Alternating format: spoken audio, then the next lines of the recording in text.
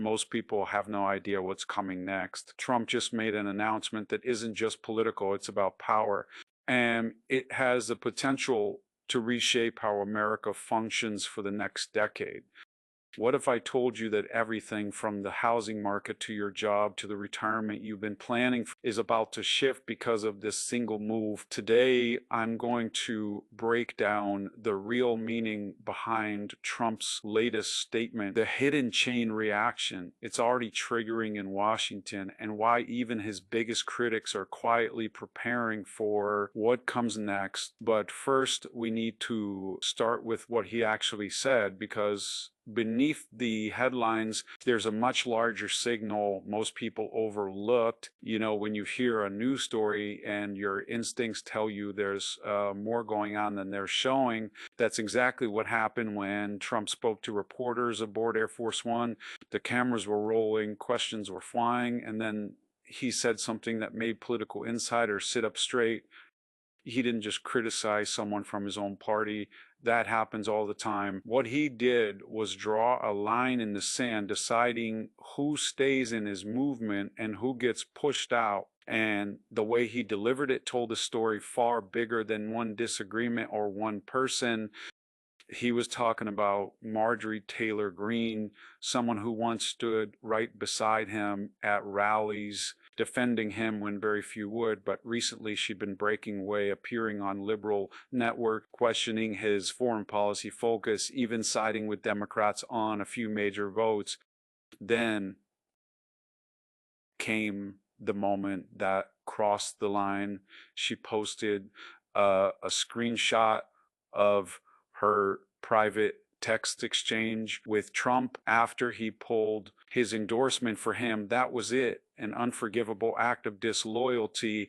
So on Air Force One, he made it official. He mocked her as Marjorie Taylor Brown said she'd shifted left, and made it clear she was no longer part of the MAGA movement. Within hours, challengers were already reaching out, ready to run against her in Georgia. But here's the real point. This wasn't about her. It was a message to every other Republican in Congress. Stay loyal, or you're next when you command a political movement. Loyalty isn't optional. And Trump was reminding everyone watching that he still controls that movement, not the establishment, not the media, not anyone else.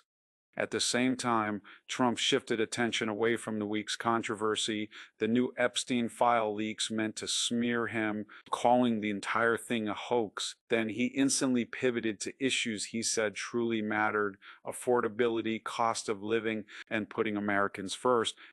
That was the chess move. While critics thought they had him cornered, he changed the entire board. Think of it like a conversation where someone tries to embarrass you by bringing up past mistakes. You can waste your energy defending yourself, or you can briefly acknowledge it, then immediately shift the discussion to what you're doing now and planning next. When you choose the second option, they no longer control the narrative. You do. That's what Trump did. And political operatives, no matter what they think of him personally, were paying attention. Why should this matter to you? Because beneath all the political drama, a far more important story is unfolding, and it affects everyone watching this video, especially those in or nearing retirement. Let's talk about real life, your life, while Washington plays these games. If you've been to a grocery store lately, you feel it. If you've checked your retirement account, you've seen it. If you've looked at housing prices or tried helping a young family find a place to live, you know exactly what I mean. The systems we built our lives around, the ones that promise stability if you work, saved, and played by the rules, are cracking. Mortgage rates are the highest they've been in decades. The house you bought years ago for a reasonable price, young families today can barely afford half of that. Retirement savings don't stretch as far as they should. Healthcare keeps rising. Insurance keeps rising. Everything keeps rising except the feeling of security. And here's the emotional truth that rarely gets talked about. You did everything right. You worked for decades. You saved. You sacrificed. You skipped luxuries to build something solid. And now watching the value of your hard work feel shaky. It's not just financially frustrating, it's painful. It feels like a promise broke somewhere along the line. Trump's announcement, political noise aside, speaks directly to that frustration. Whether you support him or not, he's positioning himself as the one willing to say out loud what many people have been feeling quietly. The system isn't working for regular Americans anymore, and something needs to reset. He's not the first politician to tap into that feeling, but the way he's doing it right now with a mix of personal power moves and economic messaging is setting up something far bigger than another election cycle. Because here's where the story gets interesting. This announcement wasn't spontaneous or emotional. When you look at Trump's entire political history, a pattern emerges. And once you see the pattern, this latest moment fits perfectly like a puzzle piece you didn't know was missing. Think back to his first term. The tariffs, economists predicted disaster, markets panicked, the media ran nonstop stories about trade wars, and behind all the noise, negotiations on his terms or his border policies, controversial, chaotic, heavily criticized, but they shifted what Washington considered acceptable to even debate. Topics once off limits were suddenly mainstream. This isn't about whether those policies were right or wrong. That's a different conversation. This is about recognizing a strategy create controlled chaos that forces everyone else to react on your timeline, not theirs. This latest move fits the pattern exactly by cutting ties publicly with someone in his own party, dismissing scandal attempts, and pivoting to economic populism. He created multiple pressure points at once. Republicans must choose sides. Democrats must rethink whether their scandal strategy is working. The media has to decide which angle to take, knowing he's already planning his next move. It's exhausting to watch, but it's effective because traditional politics assumes everyone's following the same rule book. Trump throws that rule book out and writes his own. Whether that's brilliance or recklessness depends on what he does with the leverage he's creating. And now something fascinating is happening in real time, something most people aren't noticing. The silence. You'd expect wall-to-wall coverage after something this provocative. You'd think the political establishment would be shouting from every platform right now. You'd expect the talking heads to be dissecting every word. And yes, there's coverage, but there's also a strange silence from the corners that are usually the loudest.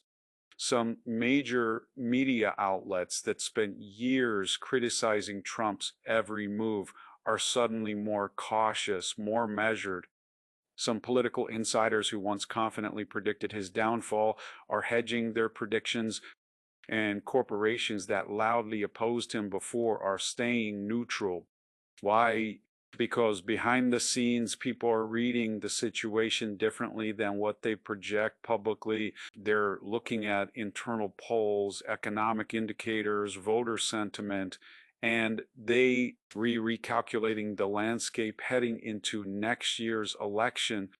The narrative they thought was settled, Trump is fading, overwhelmed by legal trouble, isn't unfolding that way. And smart political operatives, regardless of party, are adjusting their strategies. Think of it like poker. You've been betting against someone all night, convinced their hand is weak, then suddenly they start playing.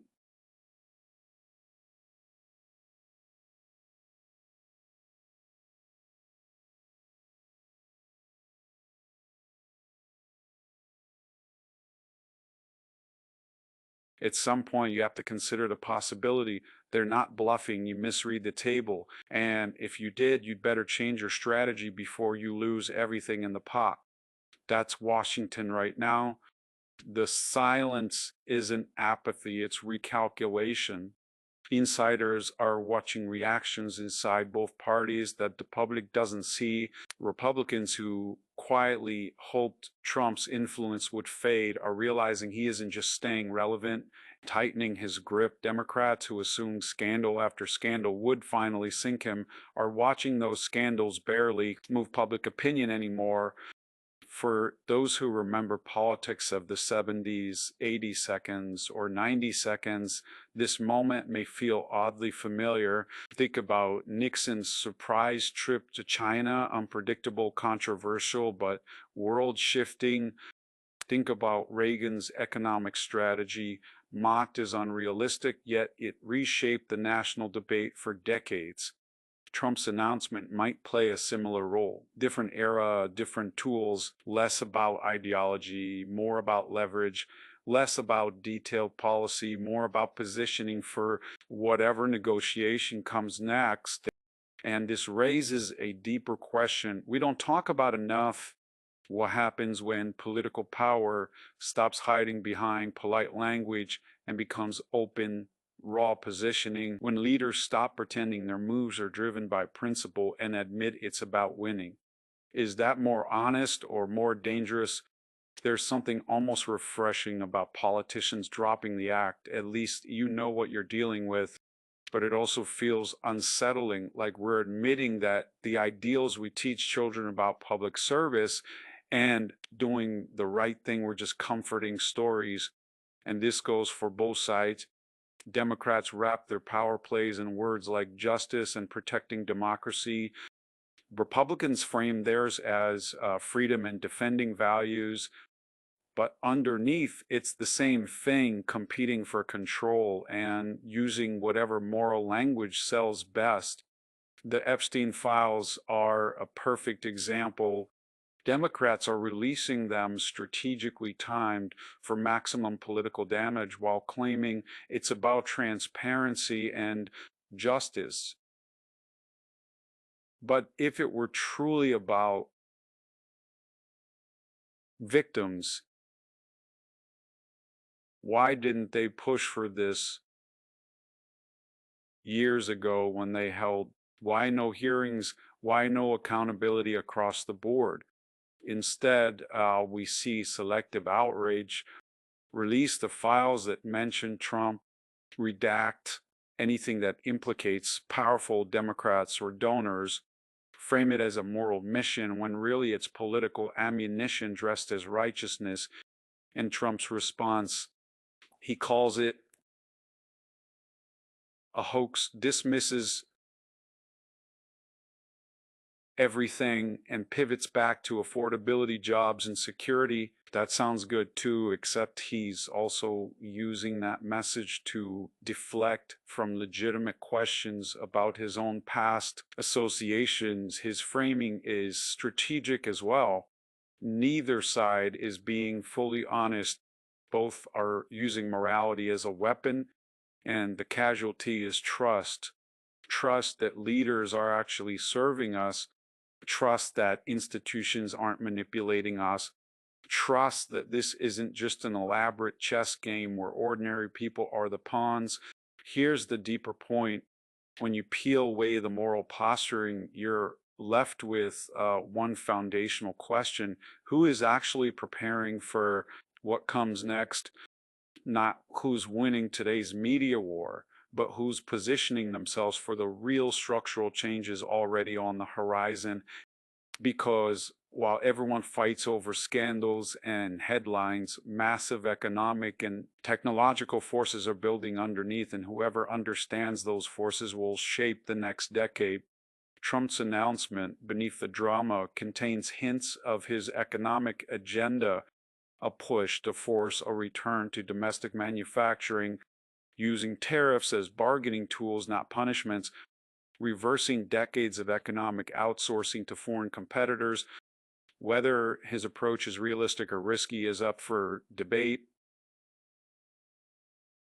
Economists disagree completely, but the instinct behind it, the belief that America gave away too much leverage, resonates with millions who watched their jobs vanish overseas. If you lived through the manufacturing collapse of the early 1980s, you know the feeling. Factories that anchored towns for generations shut down. Experienced workers found their skills suddenly obsolete. Communities built around industry lost their center. Free trade was supposed to help everyone, but for many Americans, it felt like a broken promise. Trump taps directly into that memory. He's essentially saying, we're going to rebuild what was lost. Whether he can deliver is one question, but the fact that he's one of the few politicians even promising it keeps his support solid. His announcement signals he intends to make that economic message central. Again, not just immigration or culture wars, but jobs, manufacturing, and independence from foreign supply chains.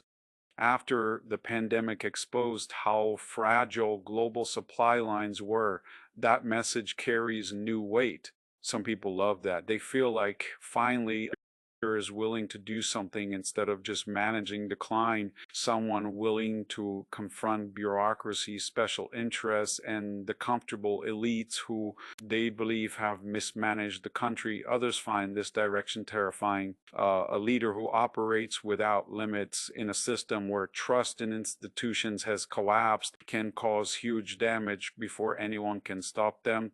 Both sides have legitimate points. Which side you fall on depends on whether you think the current system is worth preserving or whether it needs to be torn down and rebuilt.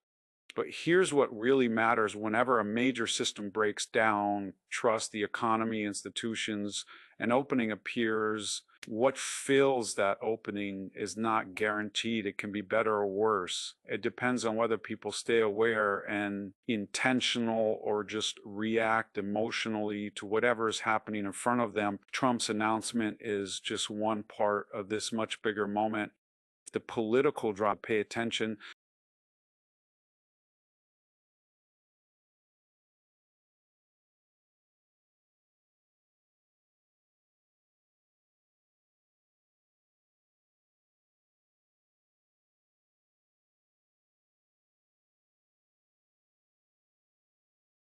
Medium term, watch the political realignment. The old labels, Republican vs. Democrat, are fading.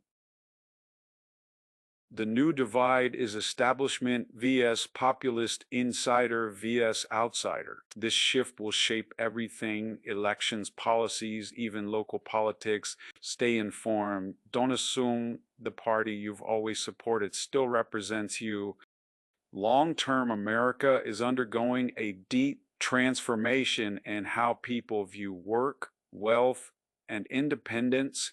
The idea that college plus a corporate job equals stability, most people no longer believe that. Government safety nets like Social Security and Medicare are under massive strain, and the idea that following the rules guarantees success has been dying for years. What's coming may look more chaotic, but it might also be more resilient.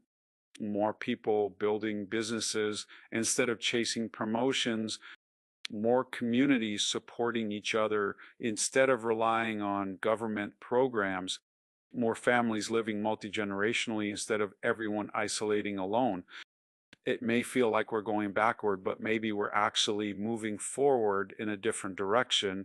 Maybe the highly individualistic, institution-dependent model of the last few decades was never sustainable. Maybe we're rediscovering older ways of living that actually work better. Trump isn't causing this change. He's a symptom of it and an accelerant. His announcement is another sign that the old system is collapsing and we're in a messy transition where no one really knows what's coming next. So here's what I tell anyone listening right now. We are standing at the edge of another major turning point. Politics, economics, technology, and culture are overlapping in ways that only happen once or twice in a generation. Trump's announcement isn't just political theater, it's a mirror. It reflects what we fear, what we value, and what we're willing to fight for. And it shows what we might become if we stop paying attention. You've already lived through huge waves of change. You've seen the world transform in unpredictable ways, and you adapted through all of it. That adaptability is your greatest strength. Don't let chaos overwhelm you. Don't let the negativity convince you everything is collapsing. Change brings opportunity as much as risk. The people who thrive in moments like this are the ones who stay curious, stay aware, stay connected to their communities, and think for themselves. Trump's strategy, whether you agree with him or not, is to present himself as the leader who sees the coming change and has a plan for it. Whether that plan helps or harms ordinary Americans is an open question. Ask those questions, demand answers, hold every leader accountable, not just the ones you dislike. And if this breakdown helped you see the bigger picture, hit that like button, subscribe, and drop a comment about what you think is coming next, because this conversation isn't ending, it's just starting. We're all trying to understand this moment together. Your perspective matters, your experience matters. The wisdom you've gained from past turning points is exactly what people need right now. Share it. Let's learn from each other, because whatever comes next, we'll navigate it far better together than alone.